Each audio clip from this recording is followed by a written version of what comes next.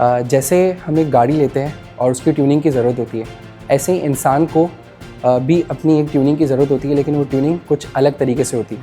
कि जैसे spiritual retreat ने नजफ़ अशरफ में हमें यहाँ पे मौका दिया, हमें 40 आवर्स का कोर्स करने का मौका मिला, हमने इल्म के साथ साथ ज़ियारत अंजाम दी, उलमाए कराम से मिले। अगर ये प्रोग्राम हम कराची में देखते तो बहुत सारे इदारे डेफिनेटली कर भी रहे, लेकिन वो इम्पैक्ट नहीं पड़ता जो नजफ़ की फ़िज़ा में पड़ता है। यहाँ पर इल्म के साथ साथ आप शख्सियत से रोशनाई भी हासिल कर सकते हैं। जैसे हमें मॉर्निंग में उठने में सबसे ज़्यादा प्रॉब्लम होती है, और यहाँ पर जो सेशन होते थे वो 7:30 तक होते थे।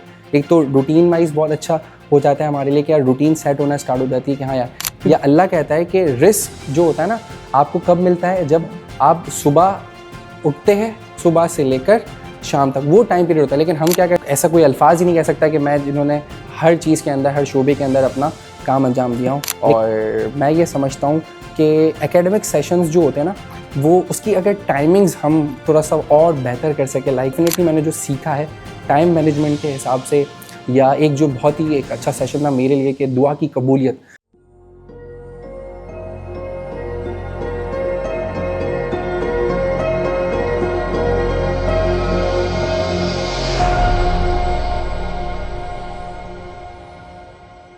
बिस्मिल्लाहिर्रहमानिर्रहीम। मेरा नाम कुमैल रज़ा सयानी है और मैं स्पिरिचुअल रिट्रीट कोहॉर्ट 2 का पार्टिसिपेंट हूँ। मेरा जो स्पिरिचुअल रिट्रीट की जो जर्नी थी 22 डेज़ के अंदर, मैं स्टार्ट करता हूँ जैसे हम एक गाड़ी लेते हैं और उसकी ट्यूनिंग की ज़रूरत होती है, ऐसे ही इंसान को भी अपनी एक ट्यूनिंग की ज़रूरत होती है, लेकिन वो ट्यूनिंग कुछ अलग तरीके से होती है। अलग तरीके से किस तरीके से होती है कि जैसे स्पिरिचुअल रिट्रीट ने नजफ़ अशरफ में हमें यहाँ पे मौका दिया, हमें 40 आवर्स का कोर्स करने का मौका मिला, हमने इल्म के साथ साथ ज़ियारत अंजाम दी, उलमाए कराम से मिले। और वो नजफ़ जिसके तो हवाओं में भी इल्म होता है, जहाँ पर सोना भी इबादत है, तो ये कितनी अच्छी बात है कि हमने यहाँ से इतनी सारी चीज़ें सीखी। अगर ये प्रोग्राम हम कराची में देखते तो बहुत सारे इदारे डेफिनेटली कर भी रहे, लेकिन वो इम्पैक्ट नहीं पड़ता जो नजफ़ की फ़िज़ा में पड़ता है। इसकी सबसे बड़ा मेन वजह ये है कि यहाँ पर उलमाए कराम मदफन है, हम यहाँ पे ज़ियारत कर सकते हैं।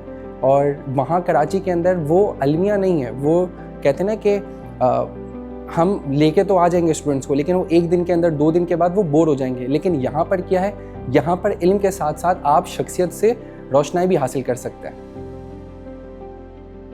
सबसे पहले तो जो मेरा मोटिव था, मेन मकसद था यहाँ आने का, अपनी चीज़ों को अच्छी तरीके से आशना करना, जो डेली लाइफ के अंदर प्रॉब्लम्स आती है और हम उलमाए कराम से शेयर नहीं कर पाते, बेझिझक होकर सवालात नहीं कर पाते, इरिटेशन होती है, या फिर ये सोचते कि यार आगा साहब क्या सोचेंगे हमारे बारे में, तो वो एक तो फ्लो था, वो मैंने सोचा कि चलो यहाँ आके मेरा कंप्लीट होगा।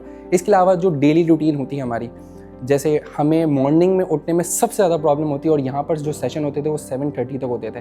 एक तो रूटीन वाइज बहुत अच्छा हो जाता है हमारे लिए कि यार रूटीन सेट होना स्टार्ट हो जाती है कि हाँ यार, क्योंकि जो सुबह का टाइम है, आई गेस मासूमीन का कॉल है कि जो, या अल्लाह कहता है कि रिस्क जो होता है ना आपको कब मिलता है, जब आप सुबह उठते हैं, सुबह से लेकर शाम तक वो टाइम पीरियड होता है। लेकिन हम क्या करते हैं, हम करते हैं सुबह तो हम सो रहे होते हैं, तकरीबन 2-3 बजे तो हमारी आँख खुलती है। तो ये बहुत सारी चीज़ें होती है जिसने आपको एक फ़्लो के अंदर लेके आना होता है, और उस चीज़ को अच्छी तरीके से मद्देनज़र रखते हुए आप अपने पैटर्न को सीख सकते हैं और सिखा भी सकते हैं। मज़ीद इम्पैक्टफुल आई गेस वैसे ही बहुत अच्छा चल रहा है, बहुत अच्छा इदारा है, सारे ही बहुत कोऑपरेटिव है। शेख अली हसनैन नूरानी से लेकर बासित बुधानी से लेकर इनकी पूरी टीम, मतलब ऐसा कोई अल्फाज ही नहीं कह सकता कि मैं जिन्होंने हर चीज़ के अंदर, हर शोबे के अंदर अपना काम अंजाम दिया हूँ, लेकिन डेफिनेटली कोई ना कोई लूप होल्स होते हैं हर चीज़ के अंदर।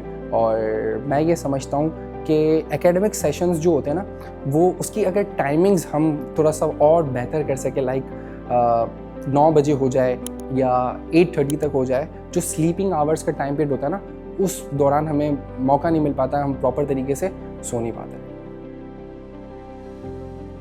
Amazing experience. मैंने जो सीखा है टाइम मैनेजमेंट के हिसाब से, या एक जो बहुत ही एक अच्छा सेशन था मेरे लिए कि दुआ की कबूलियत। यानी मैं समझता था कि सिर्फ दुआ नॉर्मली जो भी मांगते हैं वो कैसी भी हो सकती है, लेकिन नहीं, एक तरीका होता है कि दुआ मांगने का भी, और दुआ कहाँ कहाँ मांगनी चाहिए, किस किस दौरान मांगनी चाहिए।